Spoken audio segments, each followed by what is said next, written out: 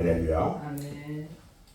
오늘은 이 마태복음 강해의 107번째 강해가 되겠습니다. 오늘 본 말씀은 마태복음 11장 16절로 19절 말씀으로 이 세대의 비유 이런 제목으로 함께 말씀의 은혜를 나누겠습니다.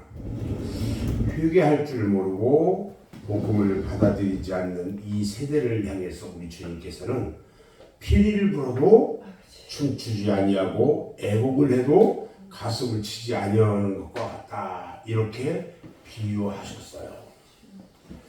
세례 요한이 요단강에서 회개를 역설하면서 이 세대를 꾸짖었습니다.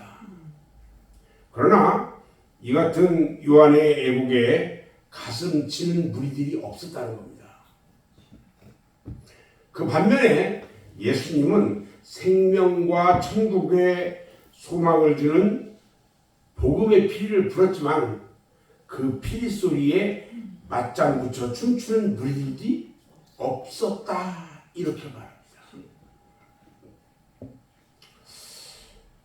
지금 시대는요, 영적으로 감각이 없는 세대입니다.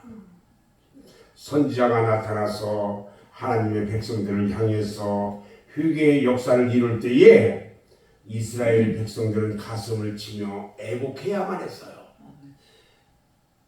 하나님은요, 죄악이 관용할 때에 그곳에 하나님의 선지자를 보내며 그들에게 죄에서 돌이키라고 회개를 외치게 하셨어요. 선지자 요나의 애곡하는 소리를 들은 니느웨 백성들은요, 이에 동조하면서 가슴을 치면서 애고했습니다. 그 결과가 어떻게 됐느냐면 성경은 이렇게 말해요.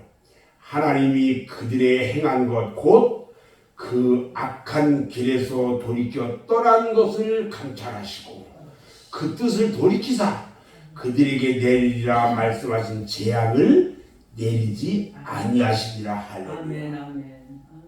여러분, 잘못을 회개하고 가슴을 치며 애곡할 때에 우리 하나님께서 그들을 멸망시키려고 했던 그것을 돌이키고 재앙을 내지 않았다고 말합니다. 그런데 그 당시에 세례 요한의 애곡은요, 오히려 많은 사람들의 조롱을 받았어요. 그리고 요한을 가리켜서 귀신 들린 사람이라고까지 말하기도 했단 말이죠. 이 같은 일은 노아의 시대에도 그랬었어요.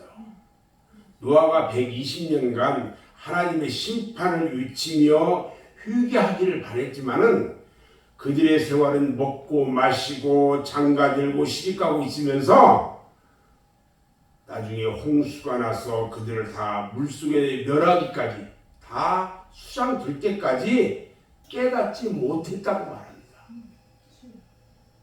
노아가요, 슬피 울며 애곡을 했지만 그들은 날마다 먹고 마시는 일에 전념했었어요.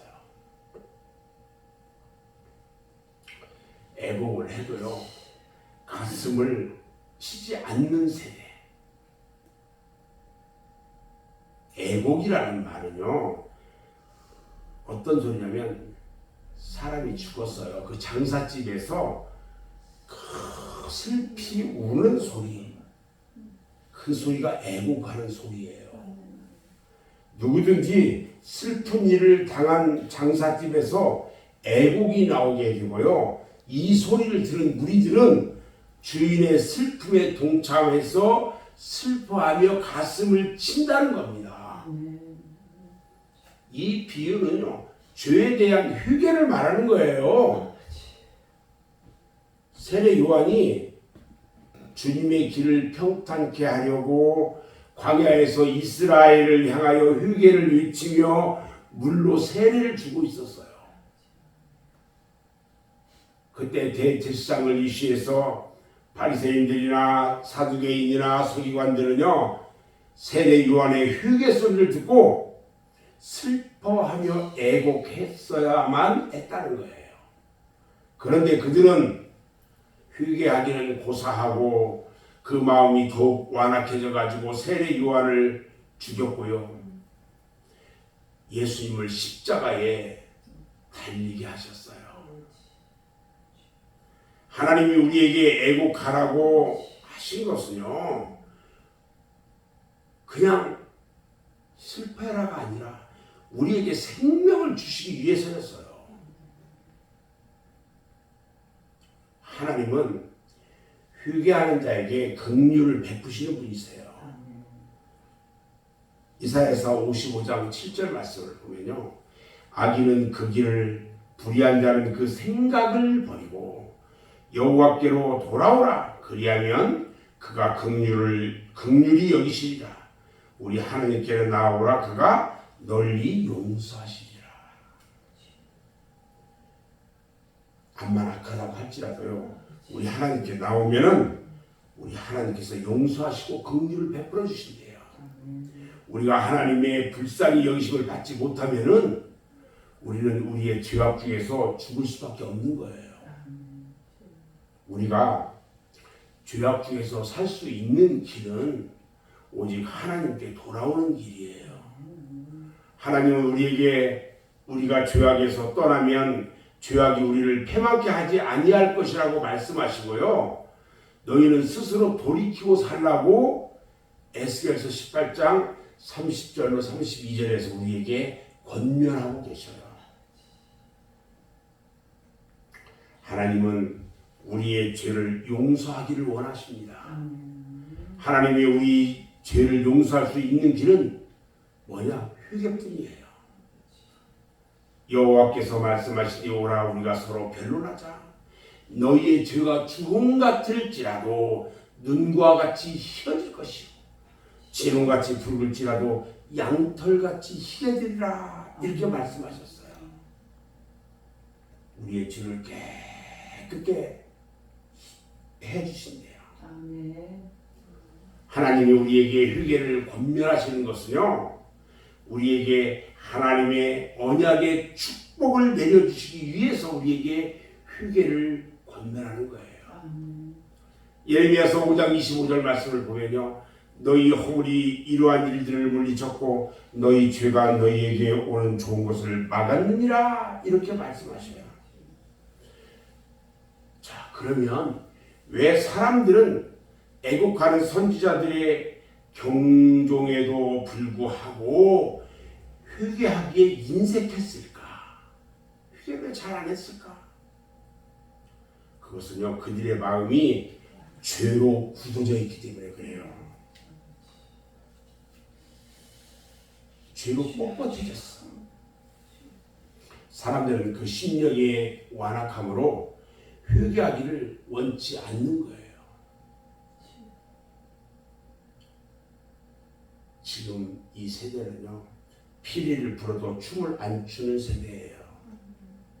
피리를 불어도 춤을 추지 않는 세대라고 하신 말씀은 복음에 나타난 하나님의 사랑과 그 말할 수 없는 축복을 거역하는 세대, 이 세대를 비유적으로 말씀하신 거예요.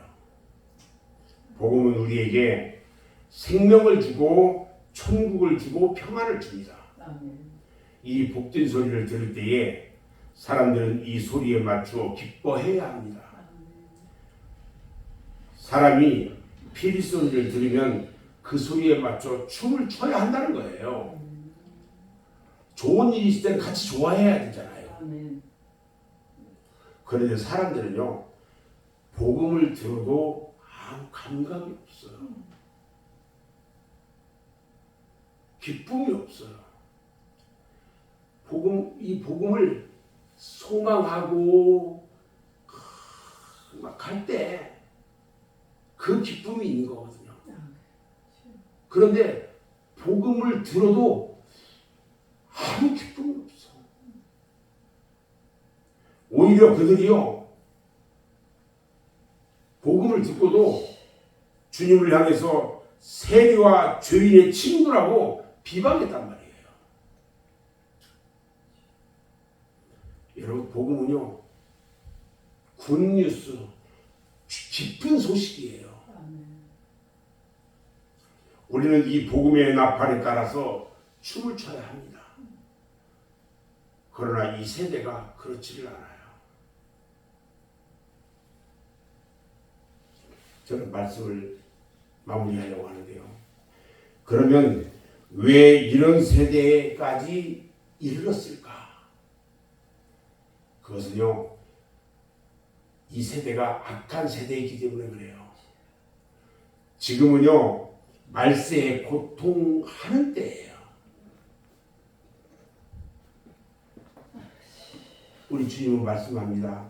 너희는 이 세대를 본받지 말고 오직 마음을 새롭게 함으로 변화함을 받아 하나님의 선하시고 기뻐하시고 온전하신 뜻이 무엇인지 분별하도록 하라 그랬어요.